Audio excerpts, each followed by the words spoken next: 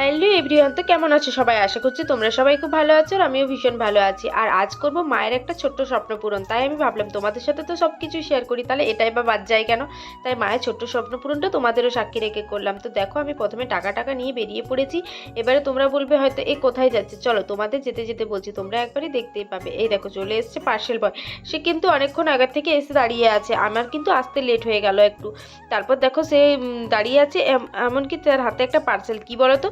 সেটা তোমরা হয়তো দেখে কিছুটা বুঝতেই পেরে গেছো। হ্যাঁ, ফোন। এটা আমি আমার মায়ের একটা ছোট্ট স্বপ্ন পূরণ বললাম না, কারণ আমার মায়ের ফোনটা অনেক দিন ধরে খারাপ হয়ে গেছে আর মায়ের একটা নতুন ফোন নেওয়ার খুব শখ, কিন্তু টাকা পয়সার অভাবে সেটা আর হয়ে উঠছিল না। কিন্তু ফাইনালি টাকা পয়সার একটু জোগাড় করে কিন্তু ওই ফোনটা আমরা অর্ডার করে দিয়েছিলাম। আর দেখো ফোনটা চলে এসেছে তার পরের দিনই, খুব একটা লেট হয়নি।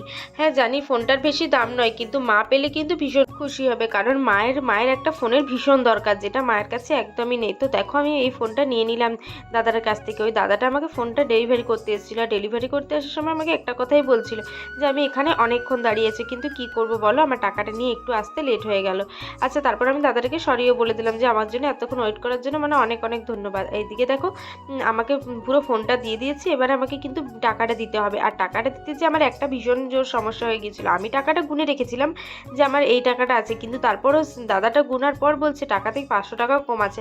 আমি তো ভাবলাম আমি তো এখান থেকে টাকা বার করিনি, তাহলে কে বের করবে? আর আমার তো ছিল ড্রয়ারের ভিতর, তাহলে টাকাটা বের করার কথা নয়। তাও কিন্তু তারপর গোনার পর দেখলো হ্যাঁ সবই ঠিক আছে, টাকাটা দাদা একটু ক্যালকুলেশনে ভুল করেছিল। তারপর দাদাটা টাকাটা গুনতে নিল ফাইনালি। তো আমার এই ঘটনাটা দাদার সাথে ঘটেছে, আমার সাথে এই ঘটনাটা প্রথমবার বলতে পারো। আমি প্রথমবার ফোন অর্ডার করেছি আর আমার সাথে এই ঘটনাটা ঘটেছে। আর তারপর তো সব ঠিকঠাক হয়ে যাওয়ার পর আমি ফোনটা বাড়ি নিয়ে চলে এলাম। আর বাড়ি নিয়ে এসে পরে তো ফোনটা খুলে তোমাদেরকে এখন দেখাবো না, দেখাবো আমার মায়ের হাতে একবারে। চলো, তো মায়ের হাতে দিয়ে দিই। মায়ের মুখের হাসিটা জাস্ট দেখো, দেখেই তো মনটা ভরে গেল। আর জিনিসের দাম যতই হোক, কিন্তু মায়ের মুখের এই হাসিটার দাম কিন্তু কখনোই দেওয়া যাবে না। আর সত্যি বলতে কি, এই ফোনটা পেয়ে মা ভীষণ খুশি হয়েছিল, কারণ মায়ের।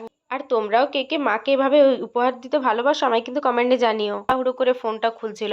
আর তোমরা যদি কেউ জানতে চাও যে ফোনটার কত দাম নিয়েছে আর কি কোম্পানি, আমাকে কমেন্ট করো, আমি কিন্তু অবশ্যই বলে দেবো। আর এই ফোনটা নিয়েছিলাম আমি ফ্লিপকার্ট থেকে অফারে, কারণ এটার অফার চলছিল। তো চলো আজকের ব্লগটা এ পর্যন্ত, দেখা হচ্ছে পরের ব্লগে, টাটা।